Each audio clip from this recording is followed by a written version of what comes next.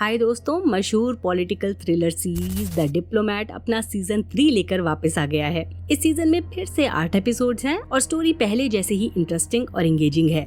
Season 2 के आखिर में हमें एक बड़ा झटका मिला था। यूएस प्रेसिडेंट विलियम रेबन की हार्ट अटैक से मौत हो गई थी। उसके बाद वाइस प्रेसिडेंट ग्रेस पेन नई प्रेसिडेंट बन जाती है और हमारी मेन कैरेक्टर केट अपनी इम्पोर्टेंस दिखाने की कोशिश करती है। वो चाहती है वो वाइस प्रेसिडेंट बने, लेकिन पूरे सीजन में उसकी लाइफ में कई ट्विस्ट और चैलेंजेस आते हैं, प्रोफेशनल और पर्सनल लाइफ दोनों में। देखते हैं ये कैसे हुआ। द डिप्लोमेट सीजन 3 वहीं से शुरू होता है जहां सीजन 2 खत्म हुआ था। केट को उसके हस्बैंड हेल का फोन आता है जिसमें वो एक शॉकिंग खबर बताता है। केट को पहले ही पता चल गया था कि HMS करेजियस शिप पर हुआ हमला, जिसमें 41 ब्रिटिश नेवी ऑफिसर्स मारे गए थे, उसके पीछे रशिया नहीं बल्कि यूएस वाइस प्रेसिडेंट ग्रेस पेन का हाथ था। ग्रेस पेन ने ये प्लान अपनी पावर बढ़ाने के लिए बनाया था। ये सब एक्सपोज करने के लिए केट ने अपने हस्बैंड हेल से कहा था कि वो ये secret information secretary of state Miguel Gannon को बता दे, लेकिन हेल ने गलती से सीधा प्रेसिडेंट विलियम रेबन से कांटेक्ट कर लिया और जब उसने प्रेसिडेंट को ये साजिश बताई तो प्रेसिडेंट इतने शॉक में आ गए कि उनका हार्ट फेल हो गया और फोन कॉल के दौरान ही उनकी जान चली गई। किस्मत का खेल देखो, ग्रेस पेन अब नई यूएस की प्रेसिडेंट बन जाती है, जबकि केट और हेल बड़ी मुश्किल सिचुएशन में फंस जाते हैं। हेल डिसाइड करता है कि ग्रेस पेन को अब सब कुछ सच सच बता देना चाहिए, क्योंकि उसकी वजह से ही प्रेसिडेंट रेबन की मौत हुई थी। लेकिन सबको हैरानी होती है जब ग्रेस उस पर गुस्सा नहीं होती, बल्कि वो ये जस्टिफाई करती है कि उसने सिर्फ रशिया को ज्यादा पावर देने से रोकने के लिए एक टफ डिसीजन लिया था। उसके कहने पर मार्गरेट रॉलिन ने वो फेक हमला करवाया। जब केट और हेल को समझ आता है कि नई प्रेसिडेंट उससे नाराज नहीं है, तो वो सोचने लगते हैं कि केट को वाइस प्रेसिडेंट बना दिया जाए, लेकिन ग्रेस के दिमाग में अलग ही प्लान चल रहे हैं। आखिर में जब प्रेसिडेंट ग्रेस को अपना वाइस प्रेसिडेंट चूज करना होता है, तो वो केट और हेल वेलर दोनों को बुलाती है। वो कहती है हेल उसका नया VP होगा। केट ये सुनकर टूट जाती है, क्योंकि उसे लगता था ये पोजीशन उसके लिए बनाई गई है, लेकिन हेल उसे समझाता है कि ये सिर्फ पॉलिटिकल इमेज के लिए है। अमेरिका अभी भी 2 औरतों को एक साथ व्हाइट हाउस में लीड करते देखने के लिए रेडी नहीं है, इसलिए केट एडमिनिस्ट्रेशन में बनी रहती है। थोड़ी देर बाद उसे यूएस गवर्नमेंट का स्पेशल एनवॉय यूरोप बना दिया जाता है, लेकिन बाद में वो वापस यूके की अमेरिकन एम्बेसडर बनी रहती है और साथ ही अपने नए रोल सेकंड लेडी के रूप में भी काम करती है। सीजन 3 की शुरुआत से ही यूएस और यूके के रिश्तों में थोड़ा मनमुटाव हो जाता है और इसका सबसे बड़ा रीजन है मार्गरेट रोलिन पर CIA इन्वेस्टिगेशन होती है और सबको पता चल जाता है कि उसने ही फेक रशियन अटैक प्लान किया था। इस वजह से उसे अमेरिकन अथॉरिटीज ने कस्टडी में रखा था जब तक कोई फैसला नहीं लिया जाता। UK prime minister Nicole Tobridge offer करता है कि वो रोलिन को वापस ब्रिटेन ले जाएगा ताकि उस पर अंदर ही अंदर एक्शन लिया जा सके, क्योंकि वो ब्रिटिश की नागरिक है और अभी उसकी चाल के बारे में लोगों को नहीं पता। लेकिन ये मूव अमेरिका के लिए रिस्की था,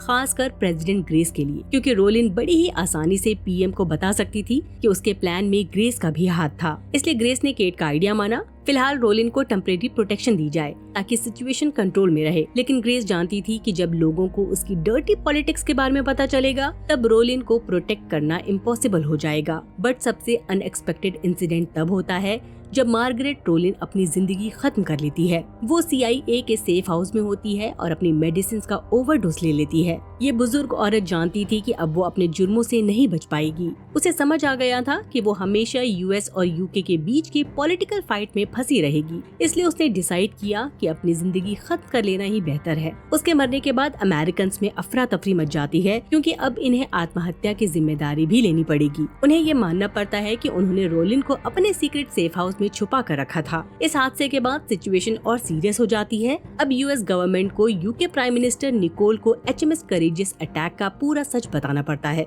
और दुनिया के सामने भी सब एक्सपोज हो जाता है। लेकिन केट एक स्मार्ट मूव करती है। वो प्रेसिडेंट ग्रेस को कन्विंस करती है कि अपना नाम इसमें मेंशन न करे, साथ ही वो ये भी कहे ये सारा प्लान उसके पुराने प्रेसिडेंट विलियम रेबन ने बनाया था, जो अब मर चुके हैं। आखिर में एक ऑफिशियल डिप्लोमेटिक मीटिंग होती है जहाँ प्रेसिडेंट ग्रेस और यूके प्राइम मिनिस्टर निकोल आमने सामने बात करते हैं। ग्रेस टोब्रिज को बताती है कि उसके 41 नेवी ऑफिसर्स की मौत जिस हमले में हुई वो एक्चुअली उसके अपने ही देश की मिनिस्टर मार्गरेट रोलिन ने प्लान किया था, लेकिन ये सब उसके प्रेसिडेंट रेबन के फोन कॉल के बाद हुआ था। फिर एक प्रेस ब्रीफिंग की तैयारी होती है जहां दोनों लीडर्स पब्लिक को सच बताने वाले होते हैं। डिसाइड होता है कि टोब्रिज अपने स्पीच में रोलिन का नाम लेकर उसे जिम्मेदार ठहराएगा, जबकि ग्रेस बस रेबन का नाम हल्का सा मेंशन करेगी, जैसे वो ज्यादा इम्पोर्टेंट मैटर नहीं है। और क्योंकि रोलिन और एक्स प्रेसिडेंट रेबन दोनों अब जिंदा नहीं हैं, कोई भी इस स्टेटमेंट को चैलेंज नहीं कर पाएगा। इस तरह ये पूरा केस पब्लिकली क्लोज कर दिया जाता है, जैसे सब कुछ फाइनली सेटल हो गया हो। लेकिन निकोल का रिएक्शन सबके लिए शॉक बन जाता है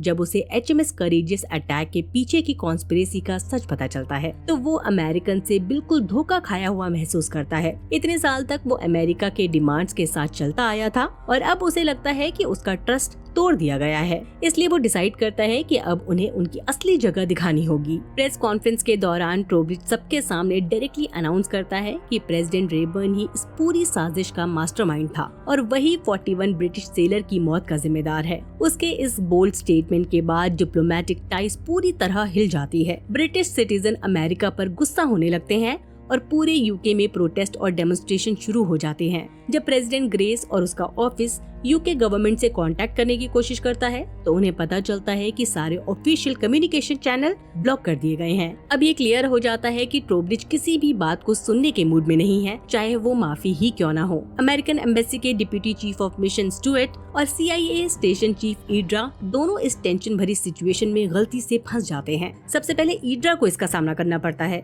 क्योंकि मार्गरेट रोलिन की मौत CIA सेफ हाउस में हुई थी, इसलिए नेचुरली अथॉरिटीज ईड्रा से बहुत सारे सवाल करते हैं। यहाँ क्लियरली दिख जाता है ईड्रा की जॉब जाने वाली है क्योंकि हायर अथॉरिटीज जिम्मेदारी नहीं लेंगे और उसे ही बलि का बकरा बना देंगे, जबकि ईड्रा अपनी जॉब खोना नहीं चाहती। इसलिए वो केट और हेल से हेल्प मांगती है और उनके सपोर्ट से वो अपनी पोजीशन बचाने में कामयाब हो जाती है। आखिर में वो CIA के स्टेशन चीफ के रूप में काम कंटिन्यू करती है। दूसरी तरफ स्टुअर्ट काफी अच्छी पोजीशन में होता है। उसे 2 ऑप्शंस मिलते हैं, या तो US गवर्नमेंट का एम्बेसडर बन जाए या फिर केट के साथ स्पेशल एनवॉय टू यूरोप के लिए काम करे। स्टुअर्ट डिसाइड करता है कि वो लंदन एम्बेसी में ही काम करेगा, लेकिन जब उसे पता चलता है कि हमला प्रेसिडेंट रेबर्न ने करवाया था, वो अपने फैसलों पर डाउट करने लगता है। उसके लिए ये यकीन कर पाना मुश्किल है कि जिस प्रेसिडेंट के अंदर उसने काम किया और जिसे वो एडमायर करता था, वो इतना बेरहम काम कर सकता है। वो अपने डाउट्स वेरीफाई करने की कोशिश करता है केट और White House chief of staff Billy से, लेकिन दोनों ऑब्वियसली उससे झूठ बोलते हैं। आखिर में स्टुअर्ट अपने प्रोफेशनल रोल से थोड़ा निराश लगता है और फ्यूचर में हो सकता है वो कुछ अलग एक्शन ले, लेकिन अभी के लिए ईड्रा उसे कंफर्ट करती है और दोनों फिर से एक हो जाते हैं। वहीं अगर केट की बात करें तो उसकी पर्सनल लाइफ और रोमांटिक रिश्ते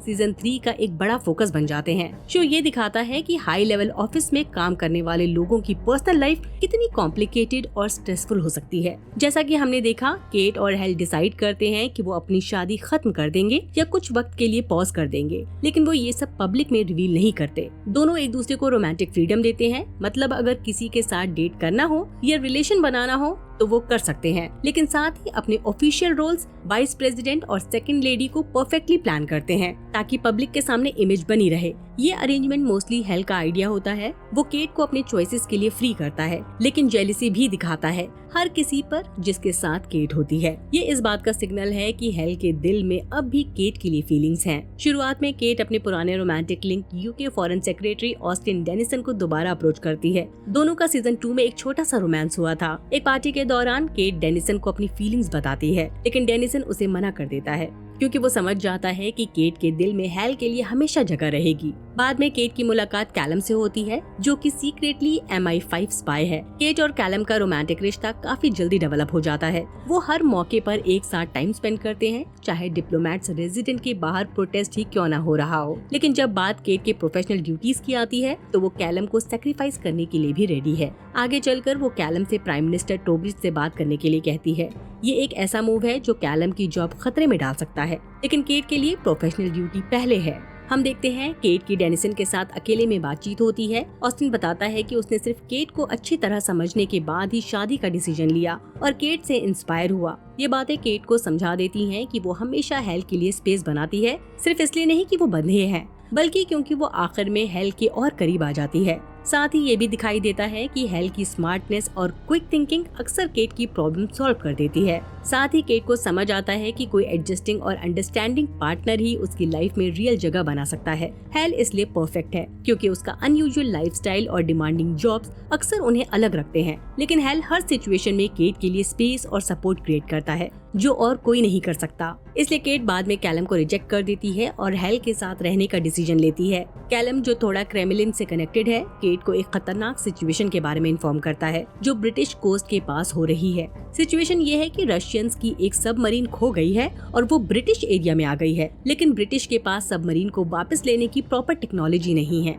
जबकि अमेरिकन के पास वो टेक्नोलॉजी अवेलेबल है। इसलिए कैलम केट से रिक्वेस्ट करता है कि दोनों देशों के बीच एक डील करवाए ताकि सबमरीन सेफली वापस लाई जा सके। लेकिन ये काम काफी मुश्किल हो जाता है क्योंकि प्राइम मिनिस्टर ट्रोब्रिज अभी अमेरिकन की बात नहीं सुनना चाहता। यहीं पर कैलम सिचुएशन का असली खतरा रिवील करता है। रशियन सबमरीन में एक न्यूक्लियर मिसाइल है जिसका नाम पोसेडियन है और ये इतना पावरफुल है कि अगर लॉन्च हो गया तो यूके का आधा हिस्सा डिस्ट्रॉय हो सकता है। धीरे धीरे पता चलता है कि जब ट्रोब्रिज अमेरिकन के कॉल एक्सेप्ट करने से मना कर रहा था, तब वो चाइनीज के साथ पॉलिटिकल अलायंस बनाने की कोशिश कर रहा था। मतलब वो चाइनीज गवर्नमेंट की हेल्प लेने की सोच रहा था ताकि सबमरीन ले सके।